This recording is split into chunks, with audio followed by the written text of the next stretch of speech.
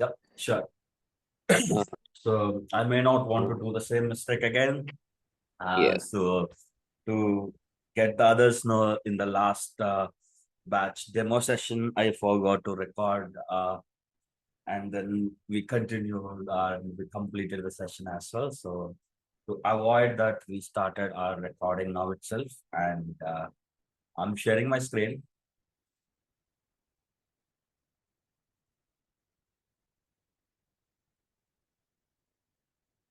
Yes, we are able to see your screen. Thank you. You Perfect. can Thank continue. you.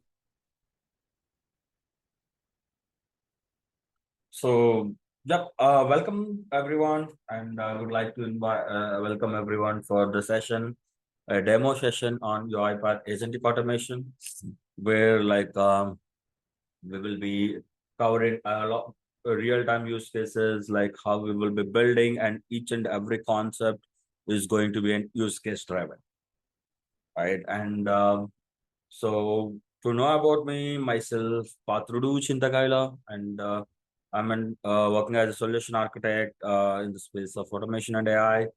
And so I forgot to add one more batch here, like which is Agentic Automation Professional, which is most recently released, and which I could able to clear it on the day one itself. And that's the one pending item which needs to be get added. And also, I was recognized as new UiPath MVP for the last 3 years in a row.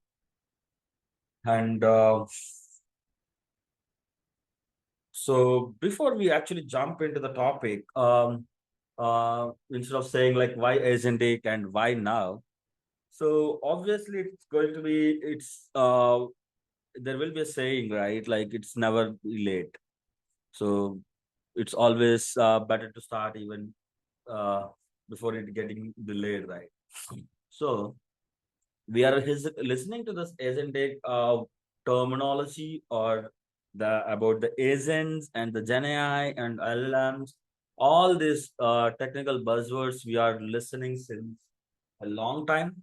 I can say at least since last 1.5 year, we are just listening to the words, and a lot of people are talking about it, and a lot of people are trying the demos or the POCs, and of course, very few or the very less percentage, it might be less than 1%, which might already moved into the production. But now the people are serious about the agent. Still now people are talking, and now the people are started using. And so even in our day-to-day work, we started using couple of agentic capabilities. Like even if you consider the screenplay, right? Where we are using it as a fallback mechanism for the traditional automation which we have built, instead of directly using it, at least as a fallback, it is going to be get used. So slowly everything will turn out that in case if you are cost cautious, like you may have it as a fallback, or like in case if you have such a use cases well defined, and maybe it will be a real implementation of the agents. That's how the things are moving towards in the production, right, and the enterprise. So that's the main reason that like why we wanna cover, why should we start with the agentic. So that's the main answer. Like for example, the major complexity we face with the RPA is not about like interacting with the applications or getting the data or processing the sequential steps or whatever the well defined structured steps. uh, so we have everything in place. Let us take an example that you are working on an external portal where the UI might be changing a lot, right? Comparatively, or very frequently, because it's an external web portal and we will not have any control. And of course, let it get failed, because the RPA is intended to fail if there is a change in the application. So that's a expectation which we are going to set to the business. There is no change in that. Like we are safe. It's not an escalation on the RPA team. But end of the story, what about the business continuity? Because any organization or an enterprise will look about business continuity It's not about finding the mistakes, whether it's by an RPA team or by it's an IT team or by whether it's by a business team. It doesn't matter to an enterprise. What enterprise will look at is what about my business continuity? And as of now, we are setting the expectation that like, hey, you go back to your manual as a backup option and let me fix this and then we will redeploy it so you can still use it. And what if again after 1 week if it is getting failed? So such scenarios are already we have identified, like when you are working with external portals or especially in the government portals, right? So that's the challenge we have. And here comes the agent, the UI automation agent, powered by Anthropic Computer Use or OpenAI Operator or even the Gemini models, which is Screenplay. So UiPath Screenplay's activity is out of the box agent by default available as part of your studio, where like you can write the steps or the prompt to define it, how it should navigate over the UI and what actions it needs to perform without identifying the UI elements or selectors. So it could able to identify it and navigate. So that's the game changer when it comes to the UI automation. And this can be leveraged to avoid any breaking in terms of the business if you identify that there are some portals which are very frequently changing and which is impacting your business. So that's the advantage of the agents which we're gonna leverage. So how the evolution, right? Like how uh, from phase wise, like it has got moved. So we have an automation in existence since a long time, because even prior to 2015 also, like we have automation testers in place, and which means like the automation is there in place. And also a lot of people are doing the automations or using the VB or maybe using the Python or anything. But the RPA tools actually change the entire landscape of the automation implementations by rebranding it as a robotic process automation, as an unattended automations, and having an observability platform as an whole unique. And also like majorly on the UI automation side for the desktop and the legacy apps became more and more easy. And not only that, like even some terminal applications or anything, right? Like so the scope is got increased uh, more and more. Like even the Citrix applications also came into the place. And we are not happy with only RPA, where like we want to have an implementation of the complex automations where we will be having the document data extraction and also some communication channels, unstructured communication channels. So that's where the intelligent automation came into the picture. So if I say I'm just adding a flavor of AI on top of an RPA with an API call in between wherever is required, so that I can call it as intelligent automation, because I'm using an AI models inside of my automations. So that's the phase like where it was went as an intelligent automation. Now we are entering into the era. So it started, but it's not properly got entered in the 2024, because 2024 November is the time I think uh, maybe the chat GPT and all these things became popular. And I think chat GPT is released in 2023 and then started slowly using it. And then gradually the people started about Gen AI in 2023 and 2024. Then people started talking about agentic AI agents. So that's how the agents are initiated in terms of the general discussions, and now we are moving towards it. At least we might be calling at least a Gen AI component as part of your automations in case if something is required. And now we are again rolling back onto, like, in case if you're seeing intelligent automation, where we are consuming the AI inside of our RPA. But in case if we are going towards the agentic automation, we will be consuming the automations or RPA inside of the agents. So entire approach itself is got changed, and now the agents are consider, like, you can consider the agents are taking over the control of RPA. But in the intelligent automations, robots have the control over the AI. So that's how it's changing. And the agents are capable of calling its own automations, like wherever is required, and based on the data, it can decide which needs to be done and what next steps needs to be taken. So that's uh, about the agentic automation. And it's a very slight difference that, like, where we are reaching the dead end for an RPA, like where we may not able to proceed further when it comes to the RPA.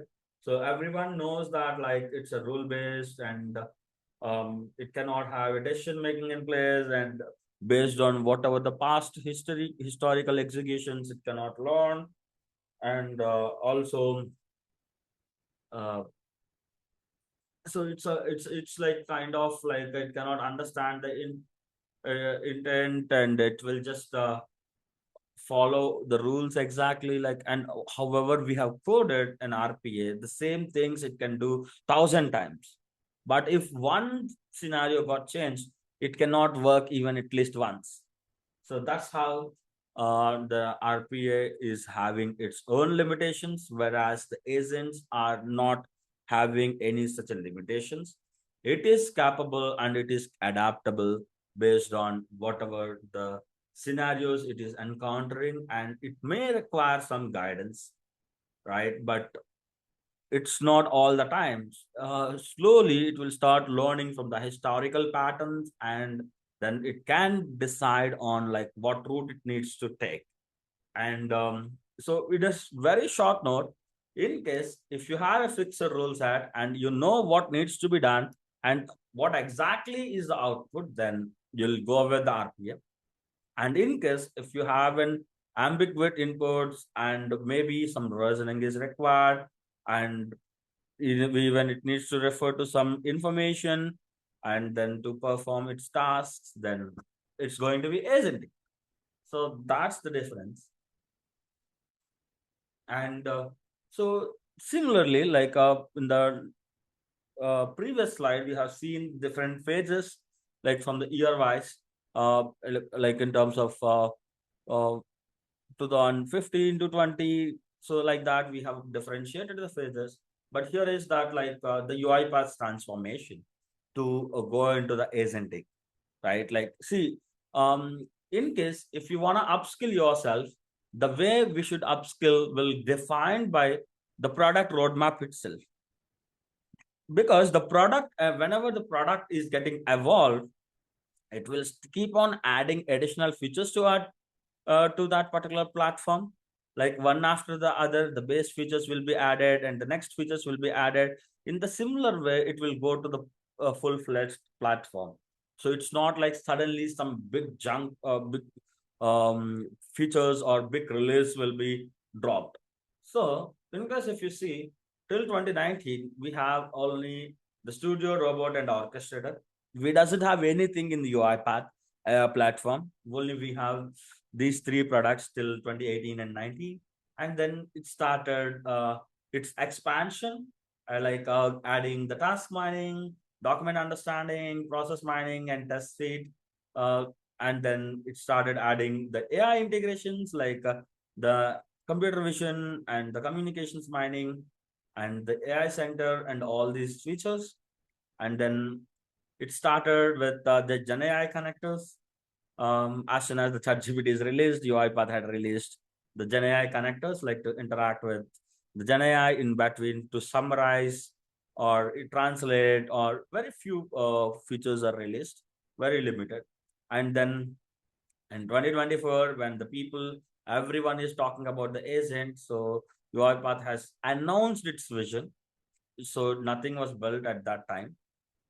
It's just an announcement of the vision that like how they wanna be as part of the agentic platform. And in 2025, it released UiPath agent builders, Maestro, MCP, and all this screenplay and everything. And now this is the reason why what actually the UiPath is doing in 2026 may give us the clear reason that why should we learn the agentic now itself. The reason is now the UiPath is focusing on the enterprise scale, right? So now UiPath is focusing like because the platform and the product portfolio is already ready. Now they want to scale up and want to get it adopted as much as possible. Now they are focusing on the agentic implementations rather than the building of the product because it's already done.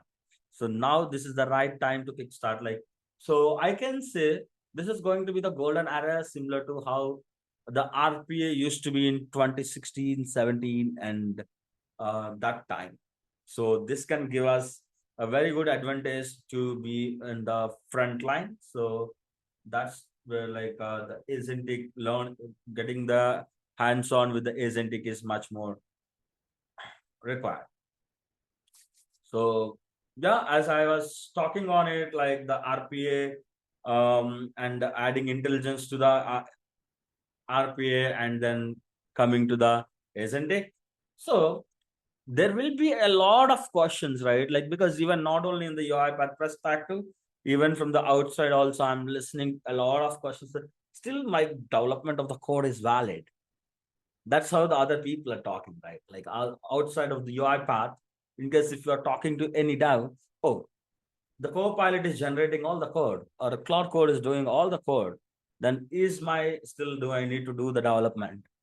And also the same applicable here as well, right? Still, do do the RPA still exists when we are moving towards the agentic? Yes, it does.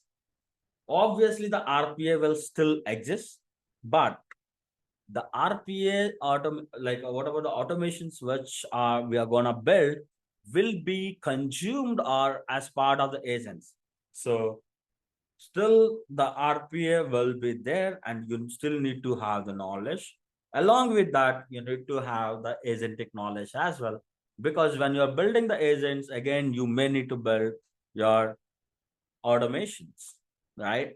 So that's how the enterprises are moving or the organizations are moving. So still your RPA will exist. And along with that, it's good to, or maybe going as of now, it's good to have the agentic. In future, it might be mandatory. So I have started looking at some job openings recently. I'm not sure whether they're really using it or not, but a lot of job openings, people started using the words agentic, Maestro, and the observability around the agentic and or end-to-end agentic automation. So these keywords are already in place for JDs. So that's how the things got changed. And I was like talking to a couple of other folks um, like last month, like who is actively searching for the job in my circle. Even at least one or two questions they're asking on the agentic, like at least in the interview, the question will be that, hey, do you know this agentic?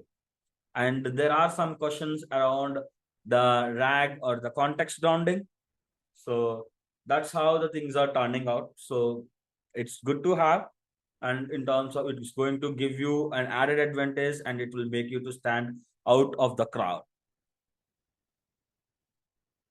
Okay, let us meet the UiPath agentic platform. So we have agent builder and the action apps and the studio web.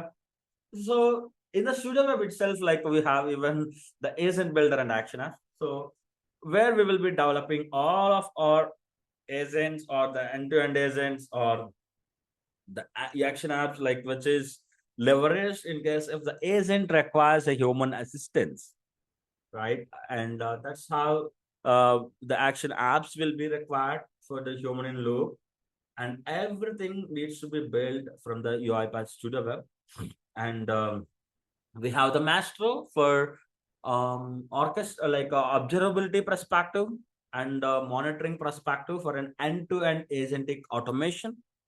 And we have the context rounding, which is the other words as a RAG, retrieval augmented generation, where like it can refer to your internal knowledge bases and respond back with the perfect or curated answers.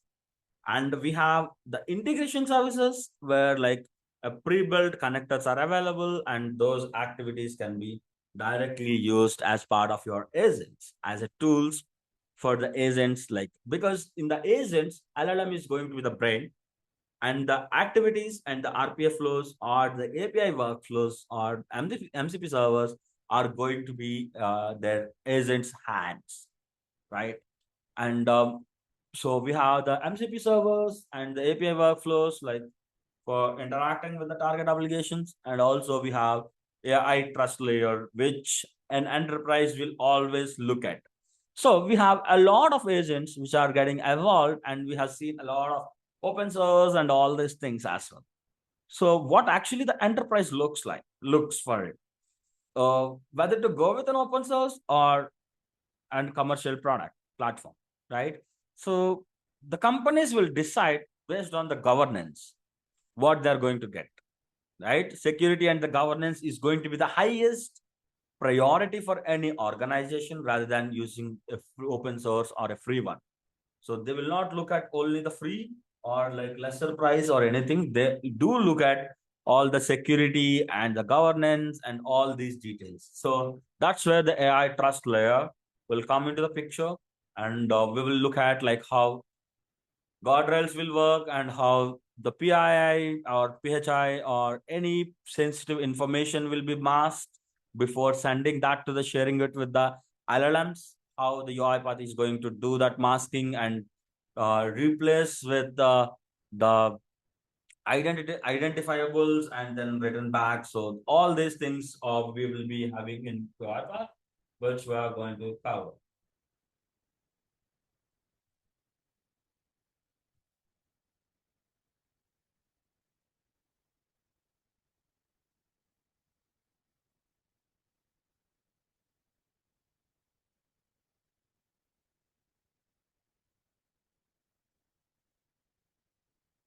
So majority of the misconceptions or something what we have is observability is not equal to the governance, right?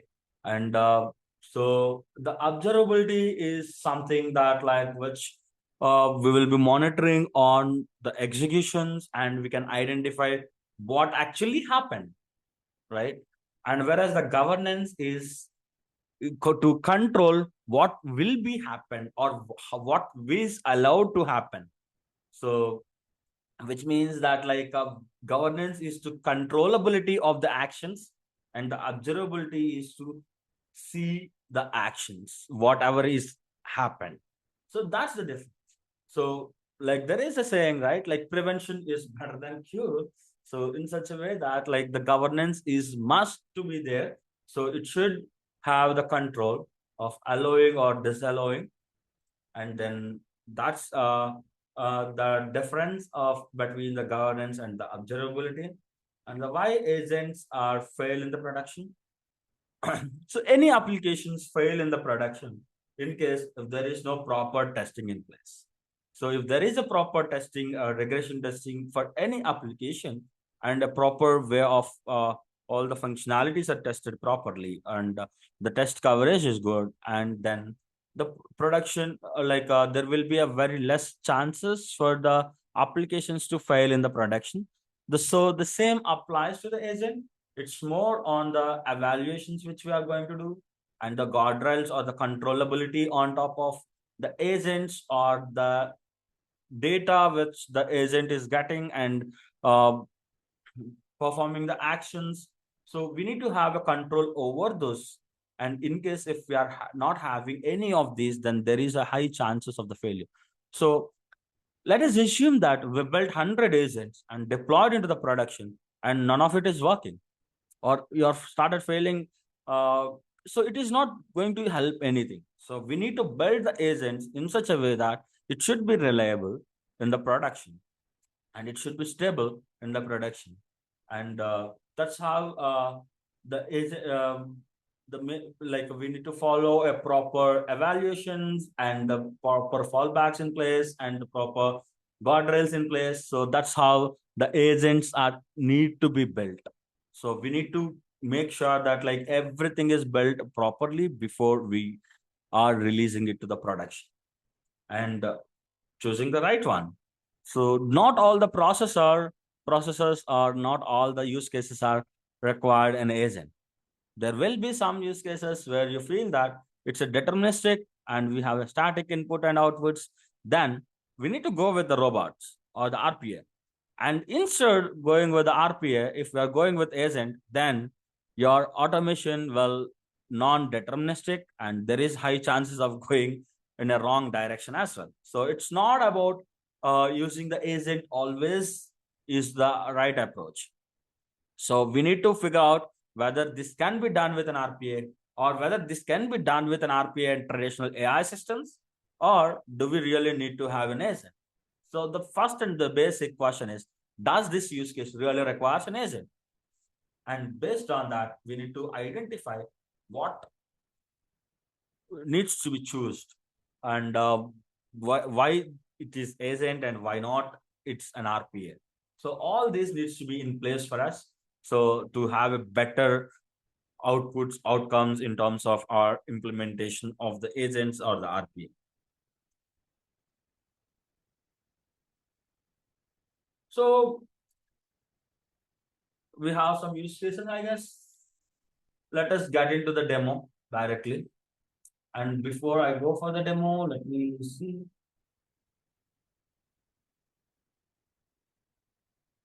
The chance. Okay.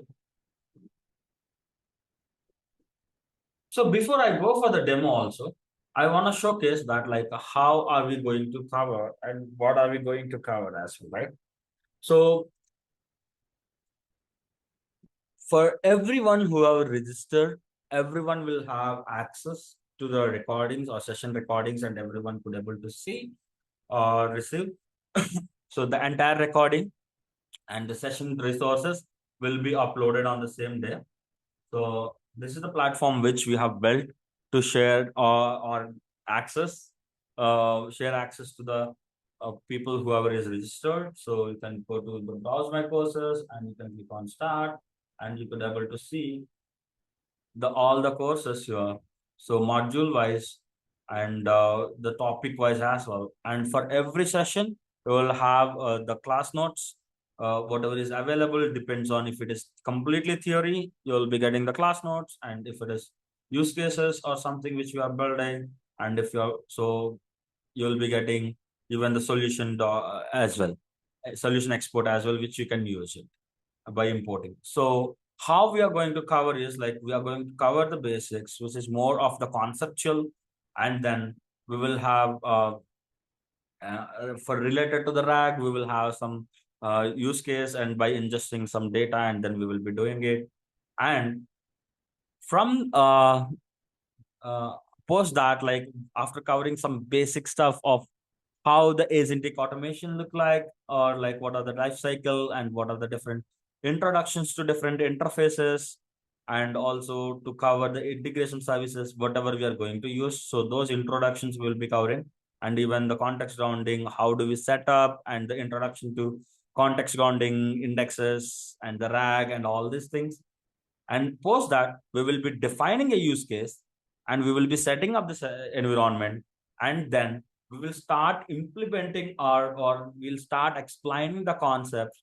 Let us assume that like there is a concept which we need to cover, the prompt engineering. How do we write the prompt, and what are the different prompts are available, and the prompt techniques are available, right? So it will be part of the use case which we will be covering the concept, and also we will be implementing that as part of our use case. And we are going to have a deployment, proper deployment into the way how we do it for the enterprise. So there are some direct flexibilities are available, so that like we will be doing it and then we will implement it. And then we are going to cover even the MCP servers and what are the different types. And this is a existing batch which is still ongoing, and we have covered almost 50% of the concepts. And with that, like we could able to complete one project as well, and there are two more projects which are pending, which we are going to cover in the rest of our sessions. So total we are going with three different use cases. So I would like to show some conversational agent demo which were built in our in batch which is running right now. So I can select the conversational agent. So I have the conversational agent, click on submit. So this is a Slack channel from where like I'll be having an interaction with my conversational agent. This is how we will be deploying it across the organization for someone to access through the Slack. So I can say, hey, how can you help me?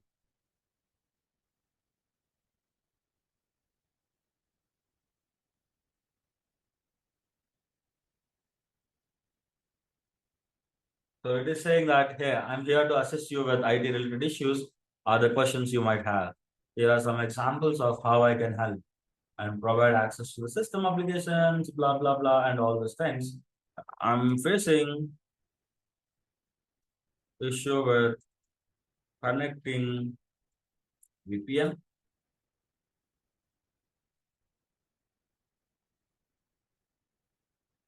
So now the agent will respond back to me.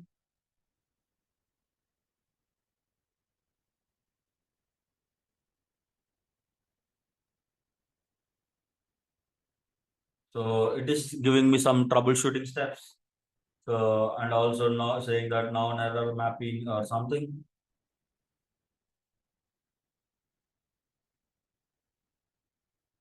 Tried all the troubleshooting steps, but no luck. And also not getting any error. It is stuck on connecting and not getting connected or throwing any exception, any error.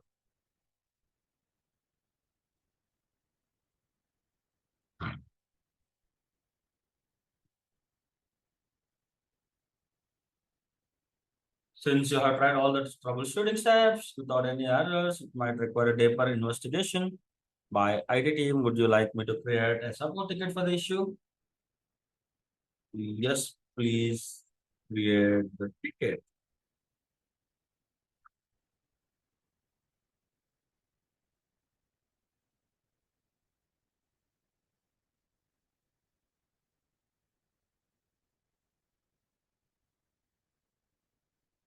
Okay, so there is some issue while creating the ticket. So rest of that, everything is cool. So this is how we can build a conversational agent and can be deployed um, across your organization. So we are going to cover all the real-time use cases, not something that like very simple or something. And we will be covering up one conversational agent and one autonomous agent, one end-to-end agentic automation with multi-agent collaboration. So that's what we are going to do as part of our training sessions. So I have one more to show.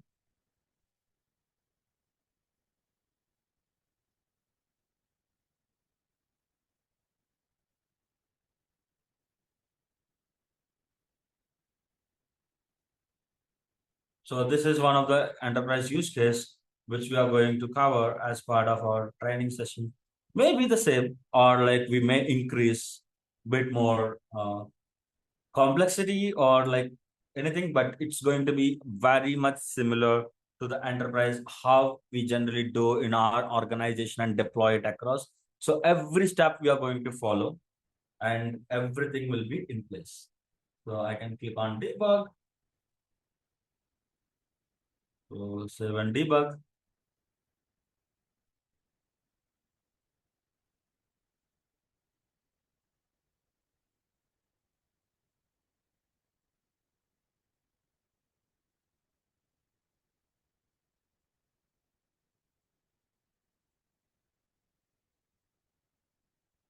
This is for one of the healthcare use case. So we will be building like similar to this, like any enterprise use cases across. Like total, we are going to cover 3 enterprise use cases with proper deployment and with the proper test data and everything, which can be used to directly put it as part of your CV, can be as a proof of concept or as a full-time implementation as well. So, and we are going to cover even the monitoring everything in deep dive in detail. Like once the agent is deployed, how do we going to monitor the agent executions and what are the different insights the UiPath is going to give for the observability perspective. And also we will be covering every concept in detail for the both implementation perspective and the monitoring perspective as well. So that's how we are going to do as part of our sessions.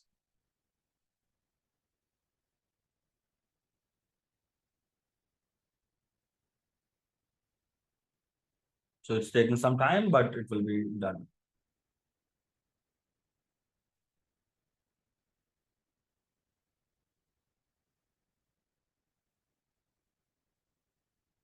So now the execution is complete started. So it will start execution.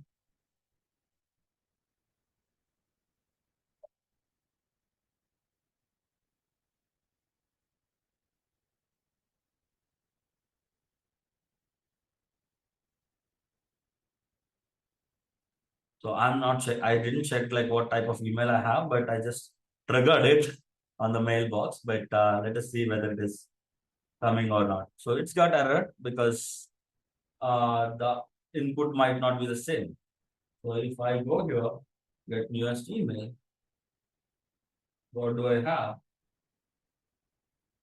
Well, I can see for this reason, details, variables, I can see there is no information as part of the email which I have. But in case if I have any claim data and discharge summary, then it will roll out. So because based on the input, we will be getting it. And even if it is getting failed, we can see that like what values we have, even the post deployment, and it will be created as an incident. And we can from here we can retry as in the production. So we will be looking at all these scenarios, like both the failure and the both negative and positive scenarios as well. So I'm opening for the questions. So if anyone have any questions, please we're open for the questions.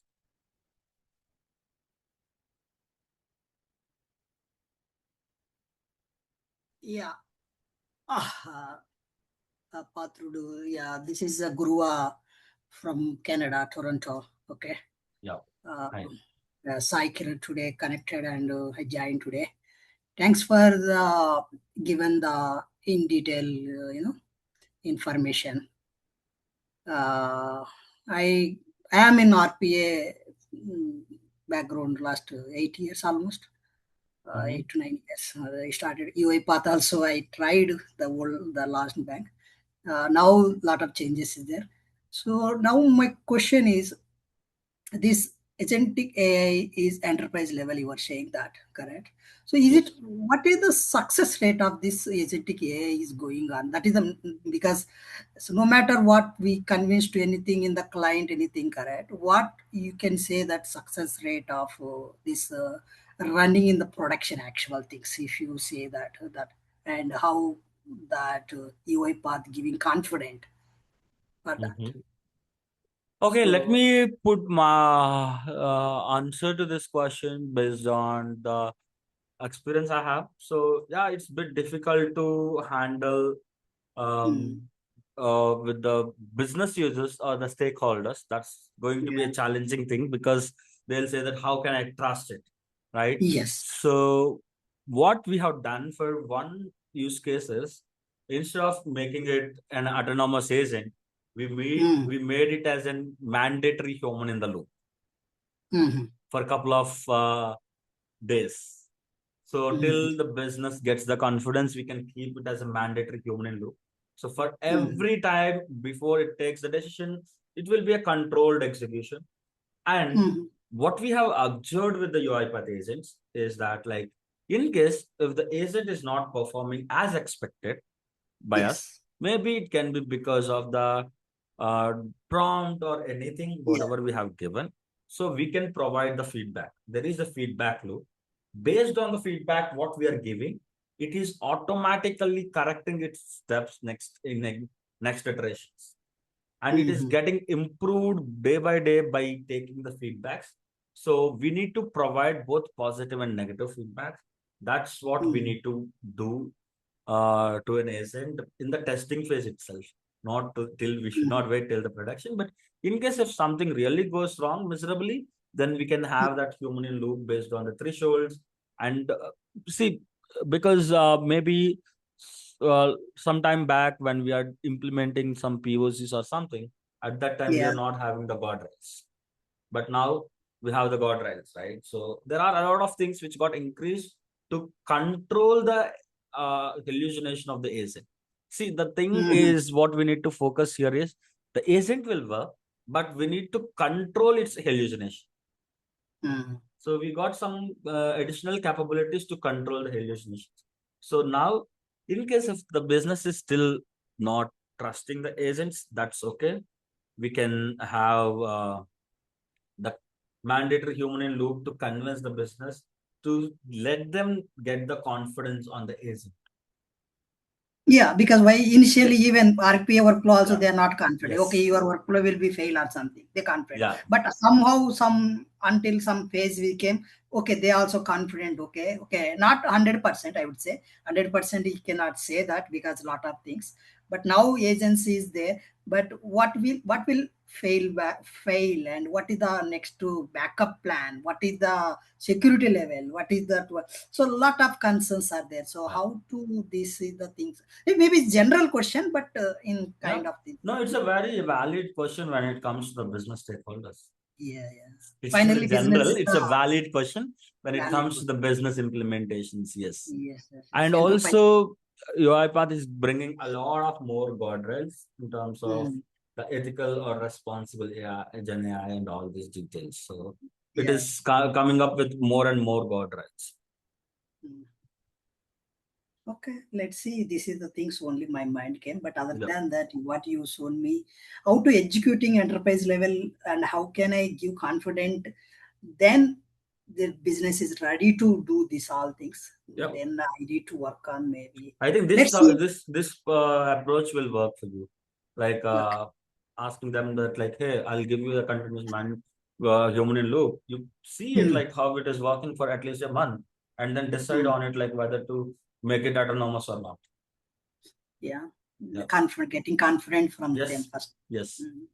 That is the way we'll solve that. Yeah.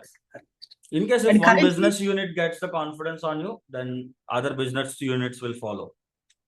Yeah, definitely. Yes. So is it currently UiPath Orchestra, this Agentic Orchestra, everything is already established, correct? UiPath? Yes. Everything is ready now? Everything is ready. Everything is in place. Yeah. Okay. It's not like a POC level, it's the enterprise level. Enterprise level. Okay. Last year is the POC's era. Okay. Yeah. Hey, Chaya. Thanks. Hey. That's all. Hi, Pathrudu. Thank you for the great session.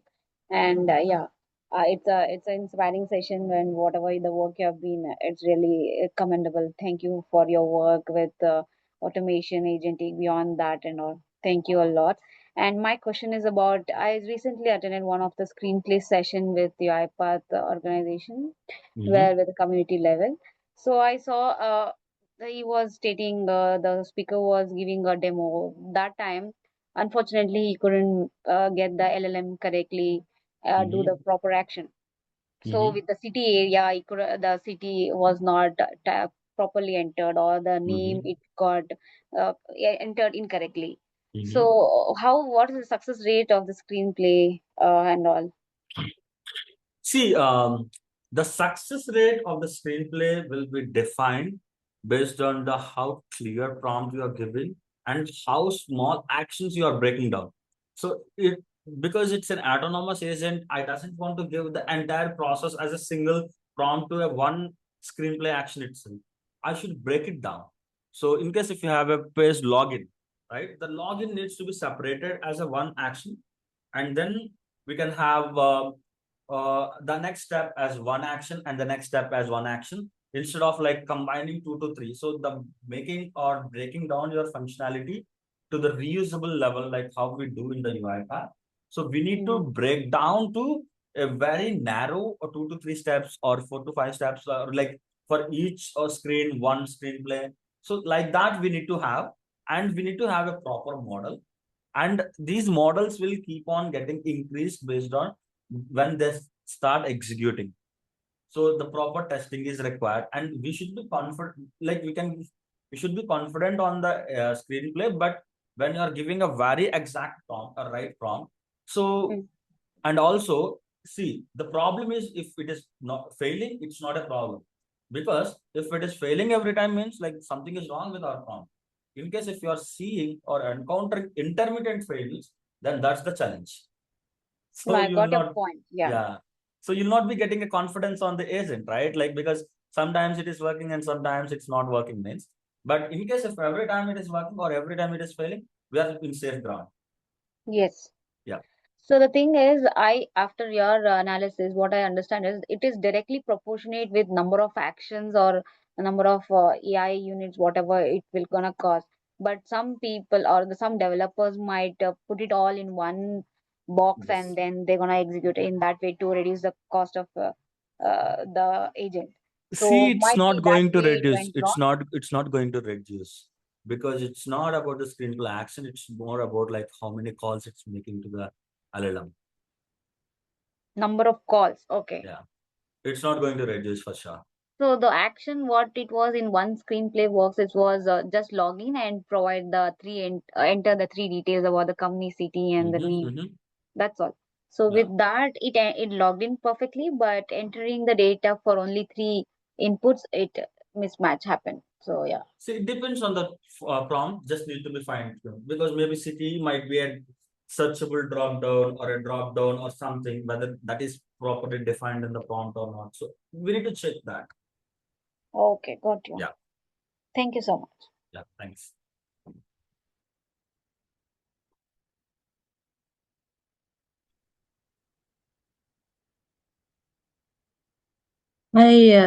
Thanks for the session. I have one query regarding like how this course license will be given for practicing things. So you have the UiPath Community Edition, that should be good enough to do the practice. Okay. Yeah. And all the target applications which we are going to use as part of our real-time project implementations practice.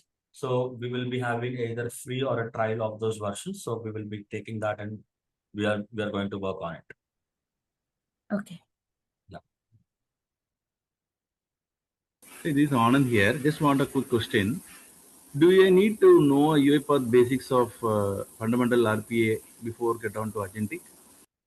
I suggest you have, because the tools which we are going to use is from the UiPath integration services, and or else like the existing UiPath automations. So it's good to have. So in case if you are not having, and if you want to start with the Agentic, still you can start. But I strongly suggest to cover the UiPath automation fundamentals also in parallel. Okay, thank you. Yeah.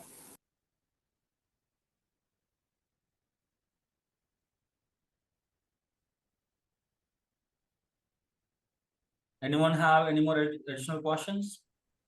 And one more Pathrudu, this is the technical question.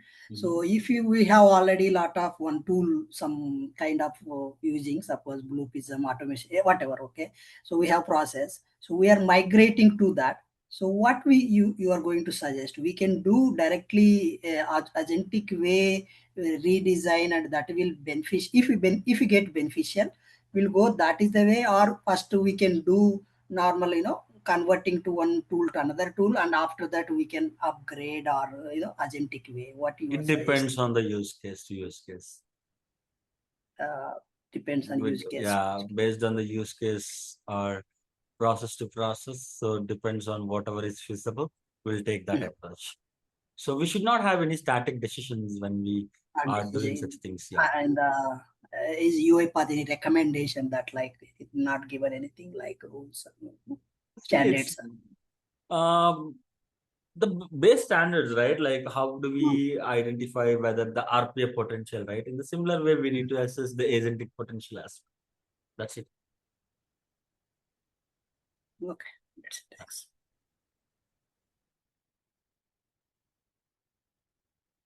Yeah, thanks guys for joining the session. We'll be sharing the course curriculum as well as the recordings in the group, and the follow-up session will be also intimated in the group. So based on which we'll go ahead. Yeah. Thanks, Path, once again, and thanks people for joining. Thanks everyone for joining. Yeah, thank you, given the information.